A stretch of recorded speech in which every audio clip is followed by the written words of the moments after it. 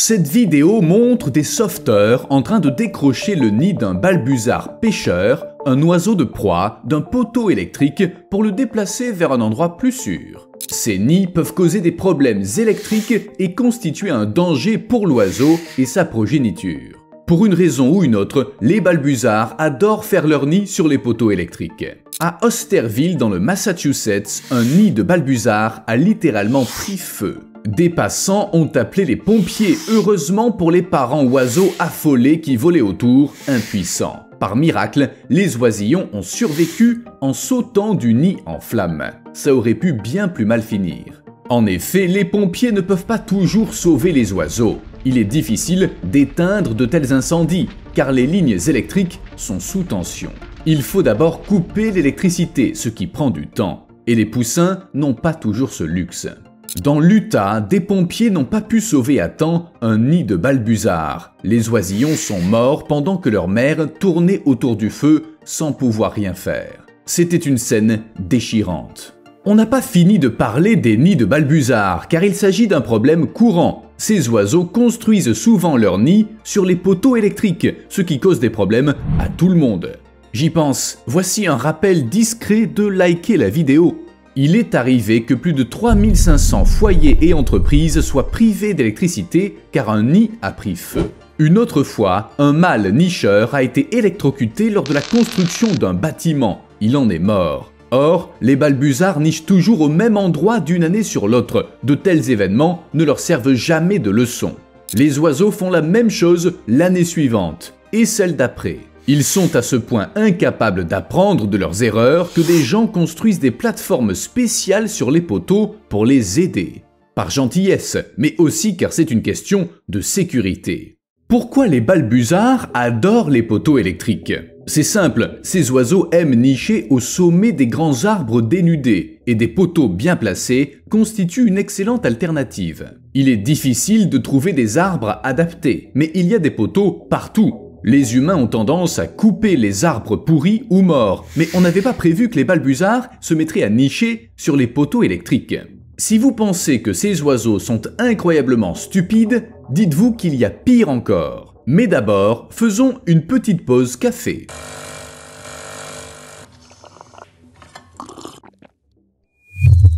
Que voit-on ? Un cygne assis sur un toit en verre. C'est plutôt mignon, mais en vérité, le pauvre animal est désespérément coincé. Comment c'est arrivé? Eh bien, Dame Nature n'a pas donné au cygne assez d'intelligence pour faire face à toutes les inventions humaines. Ça inclut les toits en verre qui reflètent le ciel. Un cygne en plein vol voit ça comme un lac en contrebas. Il essaie d'y atterrir, et voilà. Le pauvre est resté coincé car les cygnes ont du mal à décoller de la terre ferme. Il n'y avait pas assez de place sur le toit pour qu'il prenne son envol. Les cygnes sont souvent confrontés à ce genre de problème. Après la pluie, ils confondent souvent les routes mouillées avec des étangs. On se demande comment c'est possible. Un autre cygne s'est posé directement sur une route mouillée à Moykellen, en Irlande, la prenant pour une rivière. Selon les experts, lorsque les cygnes atterrissent de la sorte, ils heurtent souvent l'asphalte de plein fouet, car ils ne sont pas faits pour supporter de tels atterrissages. Résultat, un cygne peut être gravement blessé ou subir un stress intense et se retrouver désorienté. Ça peut se comprendre. Imaginez que vous vous apprêtez à sauter dans une piscine, mais il s'avère qu'il ne s'agit que d'un dessin peint sur le sol. Au mieux, le cygne conservera de son aventure un bien mauvais souvenir. Mais de tels atterrissages peuvent entraîner des accidents de voiture, comme on l'a vu à Poole dans le comté du Dorset. Ayant atterri sur l'autoroute à l'heure de pointe, le cygne semblait un peu perdu, mais il a poursuivi son chemin, ignorant les dégâts qu'il avait causés.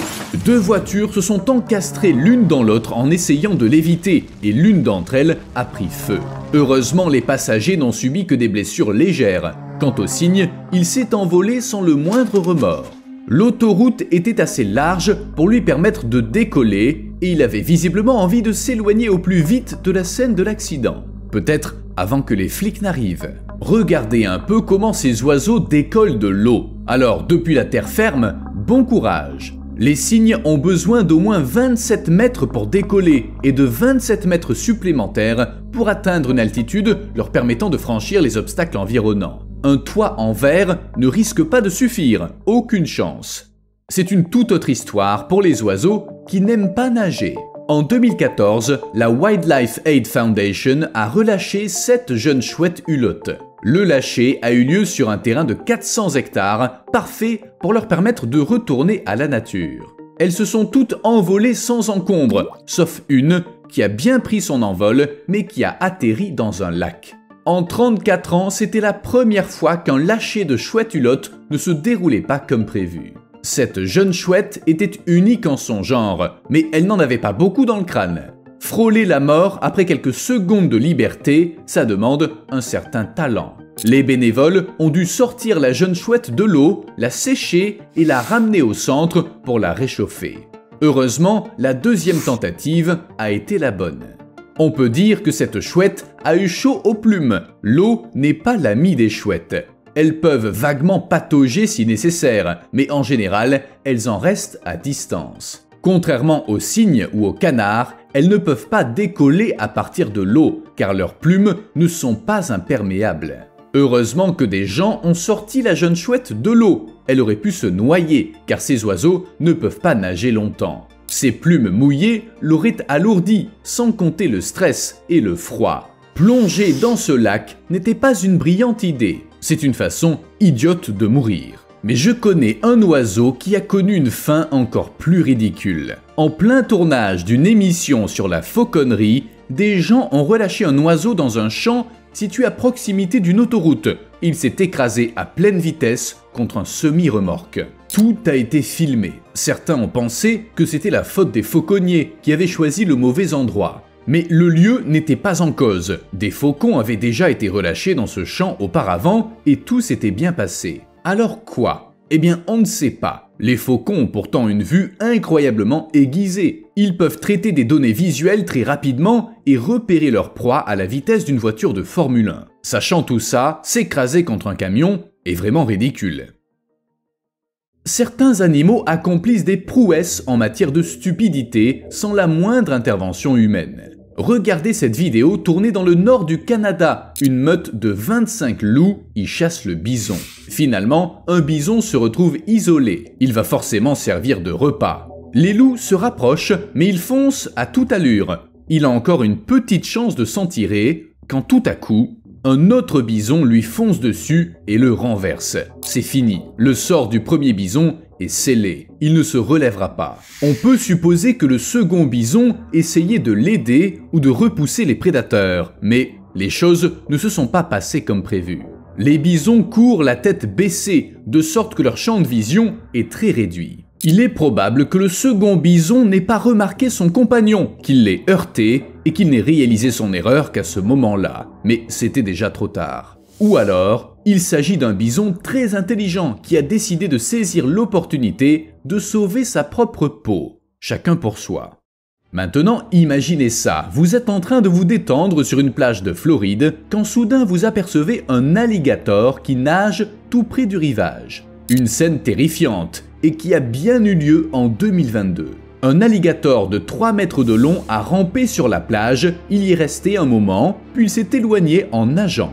Le détail qui tue, c'est que les alligators ne vivent pas dans l'océan, ils préfèrent l'eau douce des rivières, lacs et marécages. Ils peuvent tolérer l'eau salée pendant quelques heures, voire quelques jours, mais ils préfèrent de loin profiter de leur confortable habitat d'eau douce. Leur vie en dépend. Les alligators n'ayant pas de glandes à sel, ils subissent le même phénomène que les humains quand ils sont dans l'eau salée. Toute l'humidité du corps disparaît et la quantité de sel dans le sang augmente. Si la situation s'éternise, elle peut entraîner de graves problèmes et même la mort, y compris pour les alligators. Certes, ils peuvent fermer leurs narines et leur gorge pour empêcher l'eau salée d'y pénétrer, mais pendant une durée assez brève.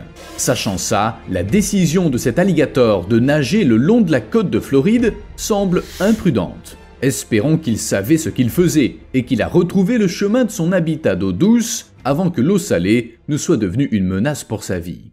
Les alligators ont de la chance de pouvoir passer d'un type d'eau à l'autre sans subir de graves blessures. Pour les requins, c'est autre chose. Lorsque des prédateurs marins comme le grand requin blanc passent de l'eau salée à l'eau douce, leurs cellules se dilatent et éclatent en raison du changement de concentration en sel. Ça cause des ballonnements pouvant aller jusqu'à la mort, à l'exception des requins bulldogs dont l'intelligence leur a permis de s'adapter à la vie en eau salée et en eau douce, mais c'est une autre histoire. Regardez ça. Oui, c'est un parking ordinaire, près d'un restaurant IHOP à Southington. Et une oie s'est dit que c'était l'endroit idéal pour faire son nid. Imaginez la surprise des gens qui sont tombés dessus. Ils ont d'abord remarqué une oie mâle immobile sur le parking et ils ont pensé qu'elle avait été heurtée par une voiture. C'est alors qu'ils ont trouvé un nid plein d'œufs gardé farouchement par une oie femelle qui ne laissait personne, y compris son compagnon, s'en approcher.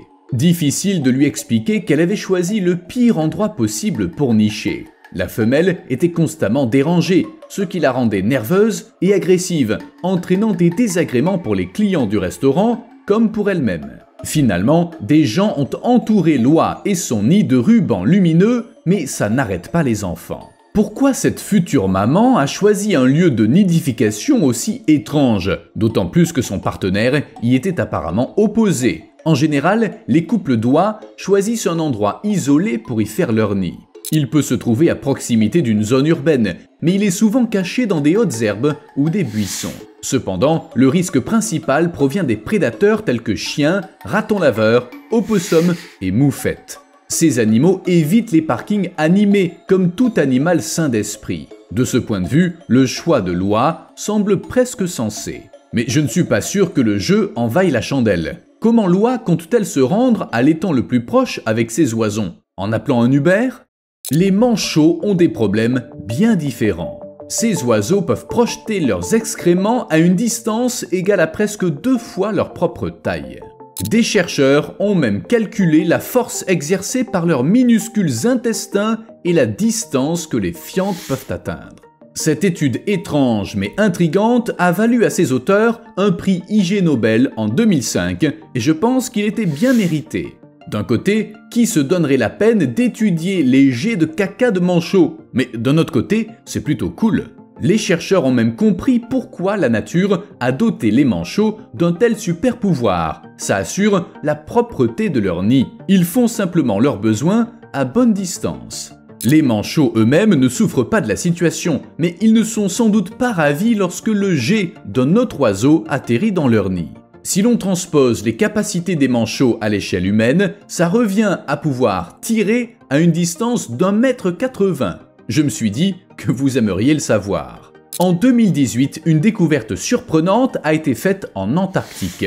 1,5 million de manchots Adélie ont été observés dans une petite zone. Personne ne se doutait qu'un si grand nombre de ces oiseaux se trouvaient là. Pendant 2800 ans, ces insaisissables manchots ont vécu cachés sur les îles Danger, alors que les chercheurs pensaient connaître l'emplacement de toutes les colonies de manchots Adélie. Mais des images satellites ont prouvé qu'ils avaient tort. Dans cette minuscule zone, si petite qu'elle ne figure même pas sur la plupart des cartes, il y a plus de manchots Adélie que dans le reste de l'Antarctique. Et cette colonie a été repérée grâce à des taches d'excréments. Les voies de la science sont parfois impénétrables. Revenons aux animaux. Ils ne semblent pas se rendre compte à quel point ils se mettent en danger. Kathy Morlock du Minnesota pensait bien faire en plantant dans son jardin des poires qui étaient dans son frigo depuis longtemps. Au bout d'un moment, un écureuil s'est emparé d'une des poires et il s'est précipité dans un arbre avec elle. C'est là que ça a mal tourné. 1 heure plus tard, l'écureuil est redescendu et il s'est mis à se comporter de façon étrange. Il titubait, il se balançait comme s'il était ivre. Kathy a réalisé que ses poires avaient dû fermenter après tout ce temps dans le frigo. Mais ça ne dérangeait pas l'écureuil, il était revenu pour la tournée suivante, même s'il pouvait à peine se tenir droit. L'alcool est pourtant nocif pour les animaux. L'écureuil était totalement sans défense contre les prédateurs. Et même en l'absence de prédateurs, il aurait pu tomber et se blesser. De plus, l'alcool peut endommager les organes internes des écureuils. Leur donner de l'alcool volontairement est d'ailleurs illégal car considéré comme de la cruauté envers les animaux. Alors, ne donnez pas une bouteille d'alcool à un écureuil ou vous pourriez finir derrière les barreaux. Si vous avez regardé jusqu'au bout, n'oubliez pas de laisser un like. A plus.